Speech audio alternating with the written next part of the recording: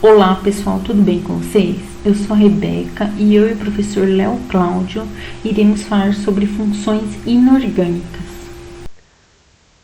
Tudo bem, gente? Bom, das funções inorgânicas que a Rebeca comentou, a gente vai iniciar falando das funções ácidos, bases e sais, que estão intimamente relacionadas.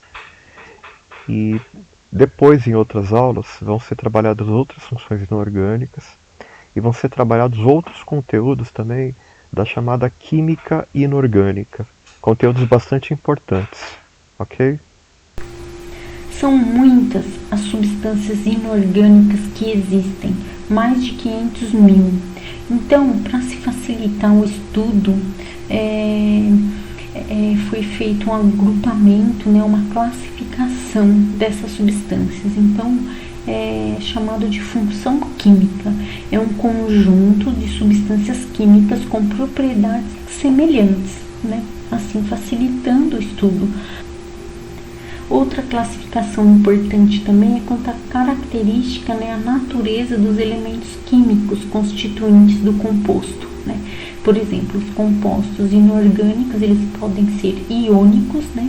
Aqui tem o M de metal e o A de ametal. Lembrando, né, os metais ficam nessa região em vermelho na tabela periódica e os ametais nessa região em verde na tabela periódica. E também eles podem ser substâncias moleculares, né, formadas somente por ametais ou semimetais. Bom, vamos falar da primeira função inorgânica, que são os ácidos. Na definição de Arrhenius. Ácidos de Arrhenius são substâncias que, quando adicionadas à água, reagem com a água por um processo conhecido como ionização. E nesse processo eles liberam cátions chamados hidrônio ou hidroxônio, que tornam esse meio ácido ou azedo. Uma característica importante do ácido é esse sabor azedo, ok, gente? Então vamos lembrar de ácidos do nosso cotidiano, os ácidos contidos nas frutas cítricas, como é o caso do limão, da laranja, os ácidos existentes é, em outras substâncias como vinagre, por exemplo, ok? Tudo isso tem sabor azedo quando a gente coloca na boca, e esse sabor azedo a gente atribui à presença de um íon chamado, um cátion chamado hidrônio, tá certo? Como que é esse processo de ionização? Vocês estão vendo aqui, ó, um exemplo. HCl, fora da água, ele é um gás, é um composto molecular, né? A gente está vendo que são ametais, hidrogênio e cloro, ligados por ligação covalente. Esse gás, cloreto de hidrogênio, quando é colocado em água, ele, ele forma íons. Vocês estão vendo aqui à esquerda da equação química, que é o primeiro exemplo de reação química que a gente está vendo. À esquerda, reagentes, à direita, produtos. A seta separa reagente de produto. A seta dupla quer dizer que a reação ocorre nos dois sentidos, para a direita e para a esquerda. Então vamos lá. Os meus reagentes, HCl e água. Meus produtos, hidrônio, íon hidrônio, cátion hidrônio e íon cloreto, que estão aqui, aquosos, estão dissolvidos em água. Bom, quando eu ponho o HCl em água, a água retira o hidrogênio do HCl. Nessa representação dá para ver melhor. O hidrogênio ele deixa o elétron, né, dele, vamos representar o elétron do hidrogênio diferente por um x para entender. Os outros elétrons, os do cloro, são os pontinhos. O hidrogênio, HCl ao entrar em contato com a água, o hidrogênio deixa o HCl e vem para a água, se juntar à água. Mas ele se junta à água sem o seu elétron. Deixando o seu elétron, ele vira um cátion, portanto. Né? Perdeu o elétron, vira cátion. Cátion o quê? Cátion H+. Então é H+, que se junta a H2O, formando H3O+. De novo aqui. Sai o hidrogênio, deixa o seu elétron, sai como H+. H+ se junta a H2O, formando H3O+. Como o cloro ficou com um elétron a mais, ele passa a ter uma carga negativa, virando Cl-. O H3O+, é que é chamado de hidrônio ou hidroxônio. Então você está vendo? Foram formados íons onde antes não existiam íons, por isso o nome ionização. Essa é a representação mais correta, vamos dizer assim, do processo de ionização, porque mostra que é uma reação com água e mostra por que são formados os íons. São representações mais corretas. Tem uma representação que é mais comum, mais corriqueira, e ela é muito importante. Como é que ela é feita? Você retira a água dos dois lados da equação, é só subtrair a água dos dois lados, não altera, né? Numa equação, se eu subtraio ou somo um termo dos dois lados, você não altera o resultado, né? Se eu tirar H2O daqui, ó, sumiu, tirar H2O daqui, faz a subtração, H3 menos H2 dá H. Tirou o O também, né? E a carga fica, né? Aqui não tem carga, H2O não tem carga, e aqui tem uma carga positiva, a carga fica. Então, tirando a água, fica o quê? O H+, que é aquele H+, que saiu, né? Então, nessa representação mais simples, mais comum, o que eu estou dizendo? Quando o HCl é colocado em água, quando ele é colocado em água, a água separa o H do Cl, formando o H+, e Cl-. Aqui, a gente pode pôr a água em cima da seta aqui. Eu estou representando com uma setinha só, é muito comum também desse jeito. Então, o que eu estou dizendo aqui nessa equação?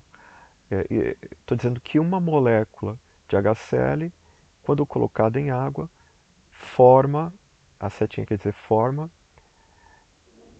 um íon H+, que está aquoso, dissolvido em água, e também o mais, e também um íon Cl-, que está aquoso, dissolvido em água. Esses números que aparecem na frente, antes das moléculas, das substâncias, né, eles são chamados de coeficientes estequiométricos. Ok? A gente vai usar em cálculo estequiométrico e a ideia é você já ir se acostumando com a existência deles. Então aqui nós temos vários exemplos de ionização de vários ácidos. Tem ácidos sem oxigênio, que são chamados de hidrácidos, e ácidos com oxigênio, que são chamados de oxiácidos. Tem ácidos que só têm um hidrogênio, é um monoácido que só tem um hidrogênio. O ácido que só libera um hidrogênio. Ácido que tem dois hidrogênios, libera os dois hidrogênios, é um diácido. Esse também é um diácido, e esse também é um diácido. E o ácido que tem mais ainda, vamos generalizar chamando de ácidos polipróticos, tá certo? Porque cada hidrogênio liberado é chamado de próton, tá ok? Então esses são ácidos polipróticos. Um triácido, um tetrácido, libera 3 hidrogênios, esse aqui tem 4, libera 4 hidrogênios. Uma coisa importante é que a partir da fórmula dos ácidos, a gente consegue entender os vários ânions que aparecem na química, tá certo? Então, quando o ácido perde o hidrogênio, o que sobra na água são os ânions. Né? O hidrogênio sai como cátion, e o que sobra, todo o restante da fórmula, fica numa forma com carga negativa, que é um ânion. Né? Então, HCl, sai o hidrogênio, sobra o Cl, Cl-. H2S, saem os hidrogênios, sobra o S. O S tem carga 2-. Por que a carga é 2-? Porque ele tem 2 hidrogênios, o ácido tem 2 hidrogênios. Ao saírem os 2 hidrogênios, cada hidrogênio deixa um elétron com enxofre. Então eu deixei 2 elétrons com enxofre, por isso apareceu a carga 2-. No caso do H2SO3, saíram 2 hidrogênios de novo, deixaram 2 elétrons com SO3, então sobrou SO3 2-. Vamos olhar para cá, mais exemplos. H3BO3, sai 3 hidrogênios na ionização e deixa 3 elétrons com BO3. O que sobrou é o ânion BO3, BO3 3-. E aqui um mais protonado, né, que tem mais hidrogênios, H4, saem os 4 hidrogênios, sobra no P2O7, ficam 4 elétrons, por isso que é P2O7, 4-. Vai se acostumando então com essas representações, ok? Os ácidos, quando eles estão em meio aquoso, eles não ionizam totalmente, né? Só uma porcentagem do ácido que irá se ionizar, e isso é chamado de grau de ionização, tá certo? Então, o grau de ionização é o número de moléculas ionizadas dividido por número de moléculas dissolvidas, né, vezes 100, né, que é uma porcentagem. Então, os ácidos são considerados fortes se esse grau de ionização for maior que 50%, semifortes quando estão entre 50% e 5%, e fracos menos de 5%, tá certo? Então, aqui os mais importantes, né, para serem decorados: os fortes dos hidrácidos: HCl, HBr, HI, semiforte HF, fracos H2S, SN. E ácidos orgânicos, né? A maioria deles é fraco. Os ácidos eles são classificados como hidrácidos sem oxigênio e oxiácidos com oxigênios. Então, os hidrácidos, a nomenclatura fica o nome do elemento mais hídrico. Por exemplo, a palavra ácido na frente, ácido fluorhídrico, nome do elemento mais hídrico. Ácido clorídrico e assim por diante, ácido cianídrico.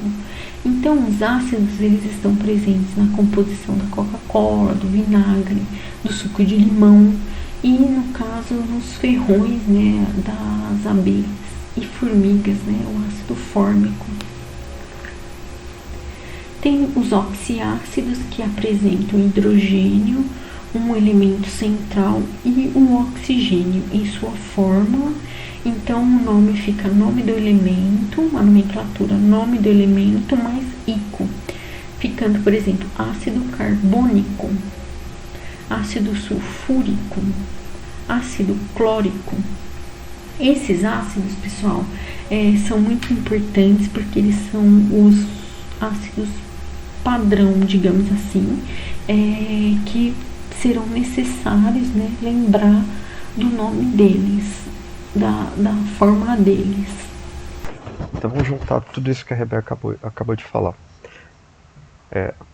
Nós temos, nesse quadro de resumo, né, nós temos tanto ácidos oxigenados, oxiácidos aqui em cima, na parte de cima, todos esses, né?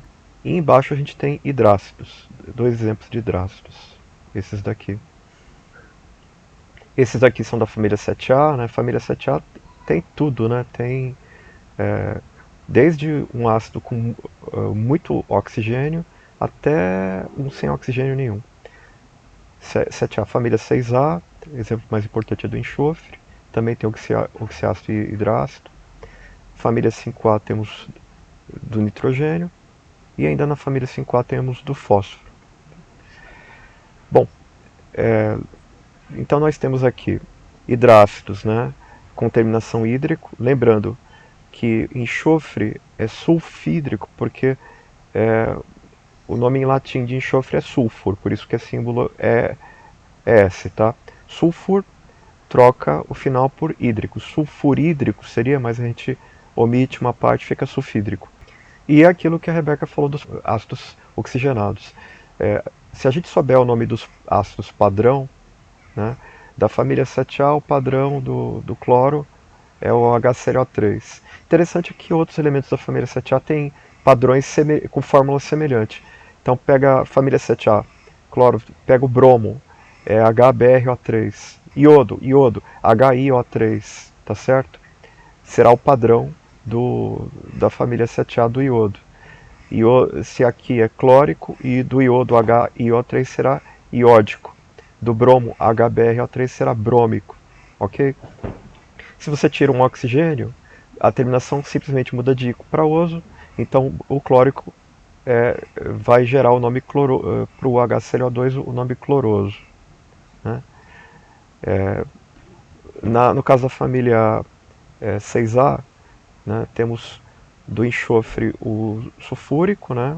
Os ácidos padrão sempre terminam em ico, ok? Então, 6A sulfúrico, do nitrogênio nítrico, do fósforo fosfórico. E as fórmulas aqui variam, né? Vocês estão vendo de uma família para outra. E no caso, se eu tiro um oxigênio, então o que eu tenho? Ico muda para oso. Sulfúrico H2SO4, sulfuroso vai ser H2SO3. Nítrico HNO3, nitroso HNO2. Fosfórico H3PO4, fosforoso H3PO3. Se tirar mais um oxigênio, o prefixo hipo, que hipo significa menos, lembra disso. Então cloroso, hipocloroso, fosforoso, hipofosforoso. Se colocar um oxigênio a mais que o padrão, né, coloca o prefixo per. Per é uma corruptela de hiper, né? Hiper quer dizer mais, né? Então clórico, perclórico. Então aquilo que a Rebeca falou, né? Ico, tirou um oxigênio oso, tirou mais um oxigênio, acrescenta o prefixo hipo. Botou um oxigênio a mais do que o padrão, põe o prefixo per, certo? Agora, é importante que a gente relacione a nomenclatura dos ácidos com a nomenclatura dos ânions que eles geram, né? Então, vamos pegar de novo os ácidos do cloro, que são bem completos, né? Família 7A tem tudo. E vamos pegar um exemplo da família 6A aqui, do enxofre, né? Também todos que tem do enxofre. Então aqui, lembrando, né? O padrão está aqui, ó. Esse é o clórico, embaixo o cloroso, depois embaixo o hipocloroso, sem oxigênio nenhum, clorídrico. E acima do clórico, o perclórico. Né? Aqui o padrão na 6A é o sulfúrico, abaixo o sulfuroso. E sem oxigênio nenhum, sulfídrico. Aí você tem que lembrar o seguinte, quando o ácido é colocado em água, ele libera o hidrogênio, né? E o que sobra é o ânion, correto? Ó, tirou um hidrogênio, sobrou o ânion. Tirou os dois hidrogênios, sobrou o ânion. Os dois hidrogênios. Aqui também sobra o ânion. Sobra o ânion. O nome do ânion é obtido a partir do nome do ácido. Lembrando que todo ácido que tem a terminação ico vai ter um ânion terminado em ato. Se tiver a terminação for oso, vai ter o ânion terminado em ito. E se a terminação for hídrico, vai ter o ânion terminado em eto. Tem várias maneiras de guardar isso aqui, tem frases para ajudar a decorar. Tem várias, e nessa ordem que está aqui, ico, ato, oso, ito, hídrico, eto, tem uma frase que é assim, o bico do pato é charmoso, bonito, cilíndrico e reto. O bico do pato é charmoso, bonito, cilíndrico e reto. Ainda nesse sentido tem uma frase que muita gente gosta também, que é pernicioso mosquito, te mato, te pico, te meto no vidrico. Mas eu gosto de o bico do pato charmoso, bonito, cilíndrico e reto, porque mantém essa ordem sempre.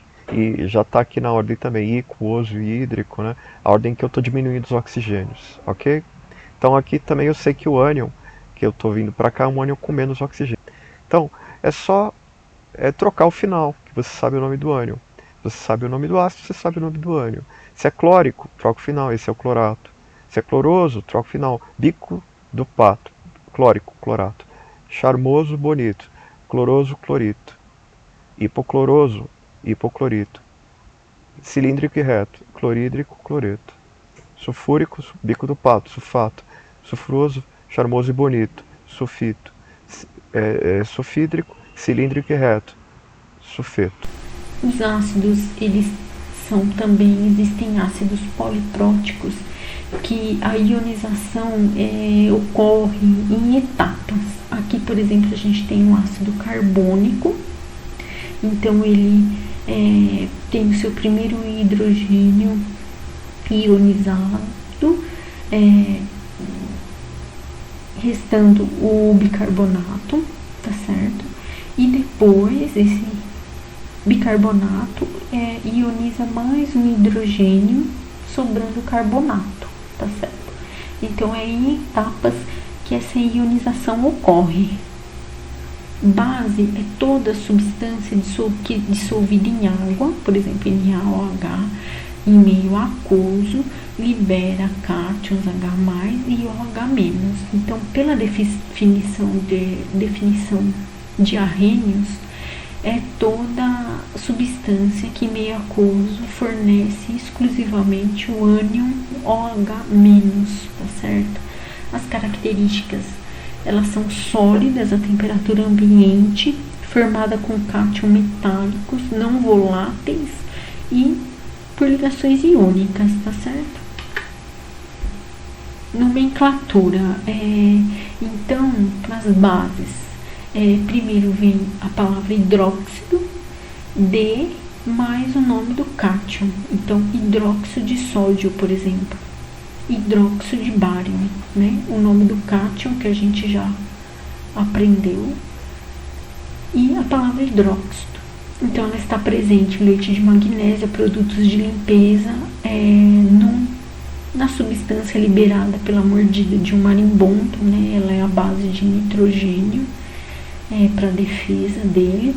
E aquela sensação quando você come uma banana verde de amarrar a boca, né? Que eles dizem assim, é aquela sensação, né? Da base quando você come alguma coisa. Então, a única exceção, né, é a base hidróxido de amônio, porque, por exemplo, quando se pega o gás amônia e dissolve em água, é produzida substância NH4+, né, e OH-. Né, as características, né, da base tem natureza molecular, não possui metais, sofre ionização, porque não é dissociação como nas outras bases, é líquida a temperatura ambiente e volátil, porque uma vez esse amônia é um gás dissolvido em água, ele pode evaporar com facilidade. Então, as bases mais fortes são das famílias 1A e 2A, tá certo? Aqui representado o hidróxido de amônio, hidróxido de bário, são as mais fortes porque são as mais solúveis. Elas são classificadas em monobases, dibases, tribases e tetrabases, de acordo com o número de hidroxilas que serão liberadas, né, na solução aquosa. O sal é todo composto que libera um cátion proveniente de uma base e um ânion proveniente de um ácido, né? Então, eles são dissolvidos em água e sofrem aí dissociação, liberando, né, um cátion diferente de H+, e um ânion diferente de OH-. Esses são sais. Turma, vamos agora falar de uma reação química muito importante, agora sim, uma das mais importantes reações que a gente começa a ver dentro da química, que é a reação de neutralização ou de salificação. É quando um ácido é colocado em contato com uma base. Você já deve tá acostumado a falar que ácido reage com base dando sal e água. Reação realmente muito importante. Vamos ver com cuidado o que acontece. Vamos lembrar aqui, vamos pegar uma base bem conhecida que é o hidróxido de sódio, soda cáustica, em contato com um ácido bem conhecido que é o ácido clorídrico, HCl. Ambos em meio aquoso, na verdade, eles não estão desta forma, eles estão da forma que está aqui embaixo, né? Lembrando que a base é um composto iônico, né? Porque tem metal e ametal, e no caso hidroxila tem um ânion só, com carga -1. O sódio da família 1A tem carga +1.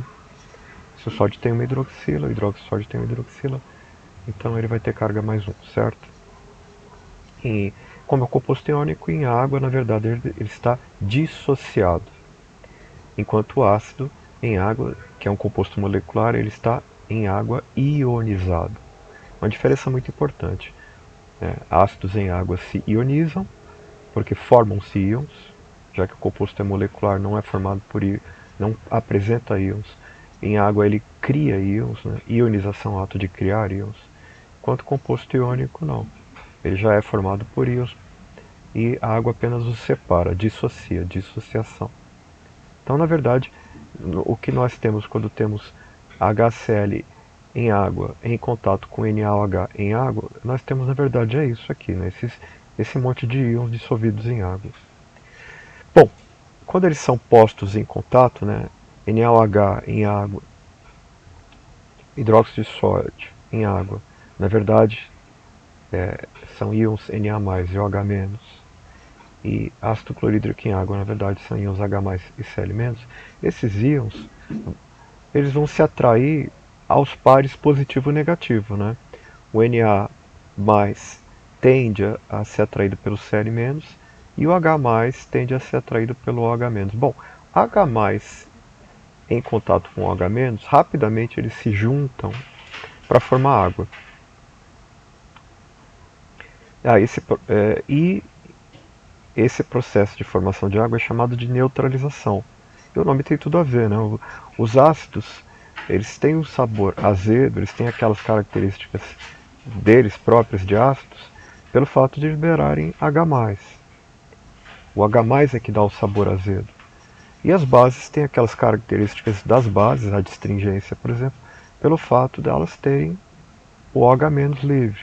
Agora, quando eles se juntam, o H+ e o OH-, deixam de estar livres na forma de íons, vão se juntar para formar o composto molecular água. A água não é nem ácida nem básica, é neutra, né? Então, daí o nome neutralização. E o que sobra, o cátion da base e o ânion do ácido se juntam para formar o que a gente chama de sal. Então a gente pode definir o sal, né? Uma maneira de definir o sal é como o composto formado da neutralização de um ácido por uma base. Por isso também é que essa reação é chamada de salificação. Então essa reação ela tem dois nomes, salificação ou neutralização. Ácido mais base reagem dando sal e água. Nós colocamos aqui vários exemplos de salificação, em que nós temos diversas bases diferentes reagindo com diversos ácidos diferentes. Óbvio, vão formar vários sais diferentes, mas uma constante sempre vai formar água, que é o resultado da união do H+, que todo ácido libera, não importa quantos H+, ele libera H+, e do OH-, que as bases liberam, não importa quantos OH-. Todo o OH- que a base liberar se junta com todo o H+, que o ácido liberar, para formar água. Os ácidos variam, os sais formados variam bastante. Você pode estar se perguntando, mas como é que eu descubro, como é que eu consigo fazer a fórmula do sal? Vamos dar um exemplo aqui, vamos pegar essa base reagindo com esse ácido para formar esse sal. Como é que a gente chega nessa fórmula? Se você tivesse que chegar nessa fórmula, qual seria o procedimento para chegar nessa fórmula? Veja, essa base, pela fórmula dela, como ela tem duas hidroxilas, lembrando que toda hidroxila tem carga -1, a hidroxila sempre é o OH junto, tá bom? Esse OH junto, todo ele tem carga -1. Repare que essa base tem duas hidroxilas. Então, quando ela está em água, essas duas hidroxilas estão dissociadas do cátion. Então, tem uma dissociação. Cátion se separa do ânion. Cátion, ânion. A hidroxila sempre vale -1. Como são duas hidroxilas, cada uma valendo -1, duas hidroxilas, cada uma valendo -1, então a carga desse cátion tem que ser mais 2. Porque essa carga mais 2 vai conseguir anular a carga dessas duas hidroxilas. Essas duas cargas negativas dessas hidroxilas serão anuladas pelas duas cargas positivas do cátion para dar carga total 0. Então, fácil assim. Conte o número de hidroxilas. O número de hidroxilas vai te dizer a carga do cátion. 2 hidroxilas, carga 2+. 3 hidroxilas, carga 3+. 1 hidroxila, carga 1+. Então a carga desse cátion é 2+. Vamos olhar para o ânion. A mesma coisa, gente. Pensa sempre no hidrogênio, que você vai saber a carga do ânion. Lembra que todo ácido libera hidrogênio, e que o hidrogênio do ácido é o cátion de carga +1. Pelo número de hidrogênios, eu sei a carga do ânion. Se um ácido tem um hidrogênio, esse ácido tem um hidrogênio, a carga desse ânion é 1-. Já o ácido que tem 2 hidrogênios, o ânion desse ácido vai ter que carga? Vai ter a carga 2-. Então, esse ânion, já que ele veio do ácido com hidrogênio, ele tem carga 1-. Então, esse ânion traz para cá, tem carga 1-. Então temos o cátion, que veio da base, o ânion, que veio do ácido. Carga do cátion está aqui determinada, 2+, carga do ânion está aqui determinada, 1-. Você faz aquele cruzamento que você aprendeu já, quando você faz fórmula de composto iônico. Carga do cátion, carga do ânion, você cruza, né? Então aí você vai ter que você precisa de 2 unidades do ânion para neutralizar uma unidade do cátion. Então, olha lá, eu pego esse ânion, ponho entre parênteses e ponho um 2 aqui como subscrito, né? Então é uma unidade do cátion para 2 unidades do ânion. Essa é a fórmula do sal. Por que essa fórmula está desse jeito? Porque a carga desse cátion é 3+, já que tem 3 hidroxilas. A carga desse ânion é 1-, já que tem um hidrogênio. Já que é 1-, e 3+, esse 3 veio para cá, esse 1 veio para cá. Olha o parênteses aqui para manter a integridade do ânion. Não tira do parênteses não, tá certo? É importante manter esse parênteses. Olha esse caso aqui. Por que essa fórmula? O ânion, ele veio de um ácido que tem 2 hidrogênios, então a carga do ânion é 2-. O cátion veio de um ácido, de uma base que tem uma hidroxila, então a carga do cátion é 1+. 1+, 2-, eu trago esse 2 para cá, 2- traz esse 2 para cá, e 1+ traz esse 1 para cá. Como é 1, não tem que botar parênteses, tá certo? Bom, então vamos pegar esses exemplos todos de neutralização e não se preocupa com o nome, você já aprendeu, já entendeu como é que se faz em relação à nomenclatura. Não se preocupa tanto em decorar também nome não, gente. Atualmente o vestibular não está exigindo tanto que você dê o nome da substância. Não se preocupa tanto com fórmula, porque o vestibular hoje não está pedindo tanto para você dar a fórmula da substância, ele mesmo dá a fórmula. Mas uma coisa que ainda o vestibular pede bastante é que você faça o balanceamento das equações. Então, esse exercício aqui é só para você trabalhar balanceamento. Então, aproveita que você aprendeu essa reação tão importante que é a neutralização e faz o balanceamento dessas equações, tá? Então, como é que eu balanceio? Coloco os coeficientes na frente aqui, né, para acertar as quantidades das substâncias. Veja, você começa com um elemento, tá? Vamos pegar aqui o sódio, Na e Na. É só olhar aqui, gente, tem 2 sódios e aqui tem um sódio. Bom, vamos comparar esse quadro em que vocês têm que balancear com as respostas. Vou dar alguns exemplos para vocês poderem tentar o resto sozinhos, tá certo? Vamos começar com um caso simples e vamos pegar um caso difícil. Aqui, caso simples. Primeiro caso. Eu quero acertar um NaOH, eu quero acertar essa equação. Eu vejo que o número de sódios do lado esquerdo e direito é diferente. Isso exige um acerto. Tenho 2 sódios aqui, porque esse índice de atomicidade, o número que fica aqui na fórmula, dizendo que são 2 sódios, chama-se índice de atomicidade. É diferente do índice de atomicidade aqui, que é 1.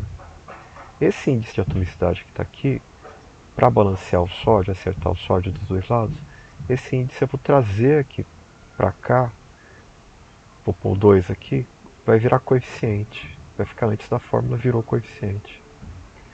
E o índice que está aqui vai antes dessa fórmula como coeficiente 1, tá certo?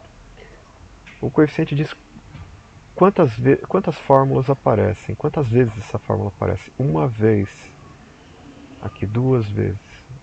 Tá vendo aqui, ó? Esse índice veio como coeficiente, esse índice 1 veio como coeficiente.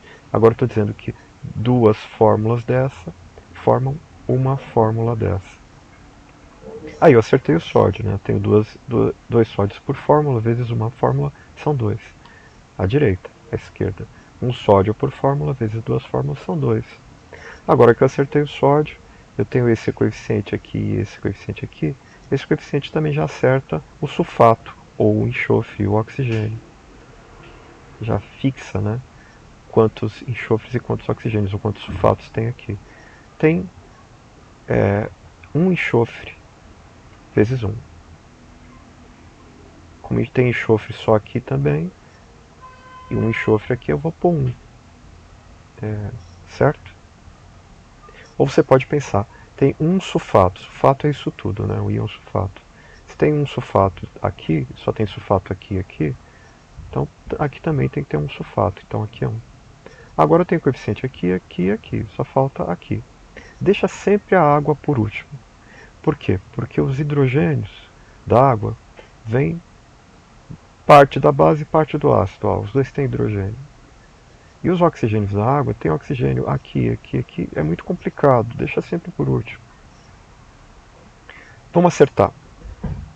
Conta, aqui não tem hidrogênio. Então quantos hidrogênios tem aqui e aqui? Aqui tem 2 hidrogênios por fórmula vezes 1, são 2. Aqui tem 1 hidrogênio por fórmula vezes 2 fórmulas, são 2 hidrogênios. 2 aqui, mais 2 aqui, são 4 hidrogênios à esquerda. Aqui não tem hidrogênio, tem que ter 4 hidrogênios à direita, aqui não tem hidrogênio. Então aqui para ter 4, tem que ter um 2 aqui, o coeficiente tem que ser 2. 2 hidrogênios nessa fórmula vezes 2 dá 4. Então acertei todo mundo. Uma maneira de você conferir se está tudo certo é contar os oxigênios. Eu tenho nessa fórmula 1 oxigênio vezes 2 dá 2. Nessa fórmula tem 4 oxigênios. Vezes 1 dá 4. 4 mais 2 dá 6. Aqui à direita eu tenho 4 vezes 1, 4. E 1 vezes 2, 2. 2 mais 4 dá 6. 6 e 6. Certo? Vamos para um caso mais difícil, que é esse aqui. Aí vocês tentam os outros. Olha, tá vendo que o nitrogênio difere o número de nitrogênios ou o número de íons amônio, né? O nitrogênio faz parte do íon amônio. O parêntese diz que tem 2 íons amônio à direita, enquanto só tem 1 à esquerda. Ou você pode falar que tem 2 nitrogênios à esquerda, à direita. Esse 2 vale para todo mundo que está dentro do parênteses. Esse 2 multiplica aqui, tem 2 nitrogênios. Multiplica aqui, tem 8 hidrogênios. Tem 2 nitrogênios à direita. E aqui só tem 1. Então, esse 2 que é índice vira coeficiente aqui, 2. E esse 1 que está aqui, do nitrogênio 1 amônio, eu trago para cá. Aqui, tá vendo? Índice 2 virou coeficiente. Índice 1 do nitrogênio ou 1 amônio virou 1 aqui. Aí eu passei a ter então 2 íons amônio vezes 1 dá 2 amônios. 1 íon amônio vezes 2 dá 2 amônios. Ou conte pelo nitrogênio. 2 nitrogênios vezes 1 dá 2. 1 nitrogênio vezes 2 dá 2. Esse 1 também passa a valer para o carbono, ou para o íon carbonato. Tem 1 carbono aqui vezes 1, 1. Então, 1 carbono aqui vezes 1 dá 1. Você pode falar, tem carbonato é isso tudo, né? Tem 1 íon carbonato aqui vezes 1. 1 íon carbonato aqui vezes 1. Já tenho o coeficiente aqui, aqui estou pronto para acertar a água. Vamos contar os hidrogênios. Aqui eu tenho 2 hidrogênios vezes 1 dá 2. Aqui eu tenho, olha só, hidrogênio aqui, tem 4 na fórmula, tem 4 mais 1, tem 5 hidrogênios, vezes 2 dá 10. Então são 10 daqui, mais 2 daqui, são 12 hidrogênios aqui. Aqui tem que dar 12. Nessa fórmula eu tenho 4 vezes 2 vezes 1, 8. Para dar 12, faltam 4. Então eu vou ter que pôr um 2 aqui. Porque eu tenho 2 nessa fórmula, vezes 2 dá 4. Mais difícil, né?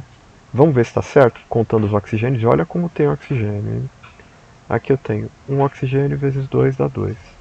Aqui eu tenho 3 oxigênios vezes 1 dá 3.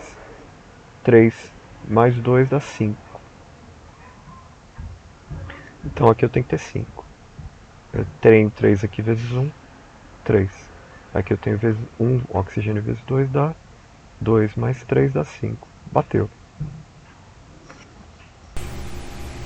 A regra de nomenclatura, né? Primeiramente vem o nome do ânion de e o nome do cátion. Então, por exemplo, aqui sulfato de sódio, carbonato de cálcio e assim por diante. Lembrando aqui, no caso, o NOx, né, do ferro 2, ferro 3, ele tem que ser escrito para saber diferenciar, né, um elemento do outro. Existe uma escala que ajuda muito a identificar o pH. Então, o pH ou também potencial hidrogeniônico que chama, né? Mas ele é mais conhecido como pH. Então, por exemplo, lembra que a gente falou do limão? Então, quanto mais quanto mais ácido, né, mais baixo esse valor aqui. Por exemplo, uma substância extremamente ácida, ela tem um pH 0 e o pH neutro está no 7 e o mais alcalino 14. Então tá certo? Então essa é uma escala. Por exemplo, por que potencial hidrogênio iônico? A quantidade daqueles H+, que a gente falou que o ácido em meio aquoso libera, né? Quanto mais o valor de H+, mais ácido a substância, tá certo? Aqui a gente tem vários exemplos. Quando eu falei também do alvejante, né? Produtos de limpeza, lá quando a gente falou das bases, olha só, pH 13. Então, e também tem, para facilitar bastante, os indicadores, que são substâncias que a gente coloca normalmente em gotas. Por exemplo, se você vai fazer uma análise numa água de uma represa, você pega uma quantidade ali daquela água, coloca algumas gotas de fenolftaleína ou alaranjado de metila ou azul de bromometimol. Então, eles são indicadores se aquela amostra está ácida ou base, tá certo? Ele vai mudar de cor, né? Fenolftaleína, se o meio está ácido, ele fica incolor, se está base, fica vermelho.